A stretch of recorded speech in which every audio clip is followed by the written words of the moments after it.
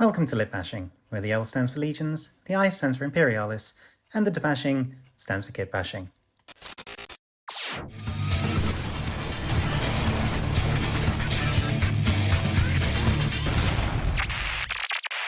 As we've reached another milestone in the release of Legions Imperialis, I thought I'd make a sort of state of play for the units in the game.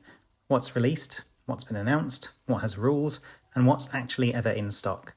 The purpose of this video is army building and composition, so I won't, for this video, be looking at the battlefields and scenery available, just focusing on the units.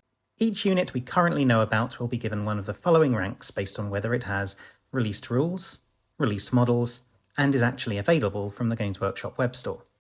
If there are huge discrepancies between availability direct and availability from third-party sellers, I'll comment on that, but in my research I found they're pretty much in sync, at least here in the UK, so I'll tend towards the GW site to tip this scale.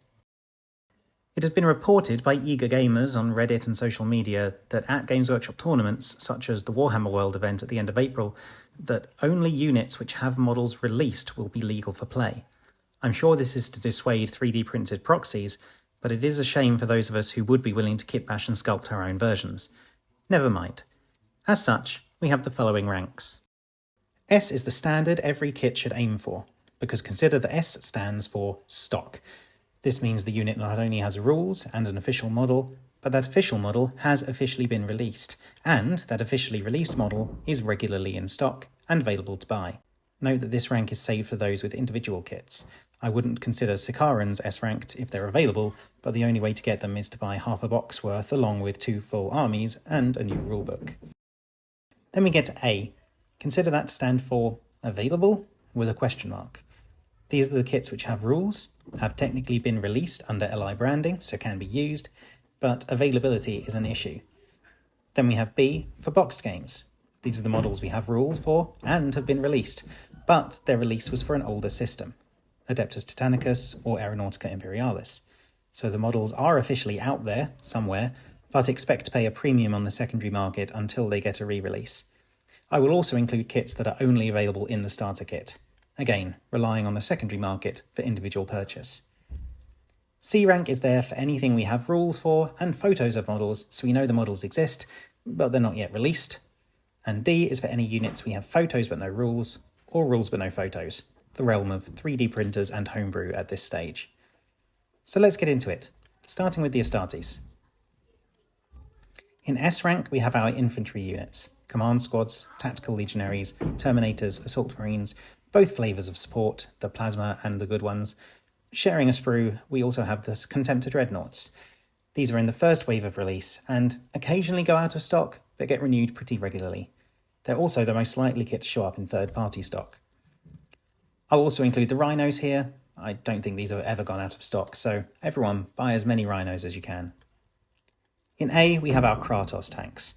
These are available and show up fairly regularly at my local, but are pretty consistently sold out from Games Workshop, likely because they're currently required for an Armoured Company detachment and the only option for the optional heavy slot in other detachments. The Thunderhawk also goes here, as it is available in a fancy new LI box, but good luck finding one online. The Xyphon Interceptor, Storm Eagle and Fire Raptor are here in B. The models exist and are out there, but no way you're going to be paying a sensible price for them right now. We also have the Predator and Sicaran tanks, which are currently locked behind an in-stock, but expensive, starter box. In C, we have a few pending units. The Rapier, Leviathan, Doradeo and Tarantula are all here, as we have the rules, but no models. But hopefully, come the 2nd of March, these will move up to at least an A. Maybe an S, but let's not go crazy based on the pre-order availability. In D, we also have some pending units. The Spartans will be jumping straight from D to A, at least on the 2nd, whilst the regular Land Raiders, Outriders, Jet Bikes and both flavours of Land Speeder will be going to C, along with the various flavours of Drop Pod, but they're currently here, and hopefully D will be an empty tier in a couple of weeks. And those are our Astartes. But how do they fare compared to their less genetically enhanced brothers in arms? The Solar Auxilia start with a similar S rank. The infantry units are all regularly in stock from the first wave, even more regularly than their Astartes equivalents. Auxilia Command, Tactical Command, Auxiliaries with Flamers and Lasguns, Velatarii, Ogrins, the Heavy Sentinel, are all present and accounted for.